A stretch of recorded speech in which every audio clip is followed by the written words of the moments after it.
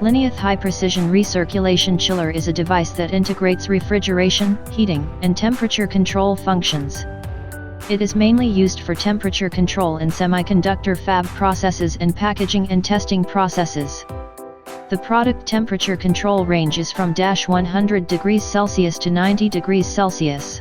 Temperature control accuracy of up to ±0.05 degrees Celsius. The circulation system uses variable frequency control, which can adjust the circulating hydraulic pressure and flow. It adopts a fully enclosed pipeline designed to reduce the demand for heat transfer medium, and at the same time, the heat discharged by the compressor is used for heating within 40 degrees Celsius. The communication interface is standardly equipped with USB interface and RS-485, and other interfaces can be optionally equipped.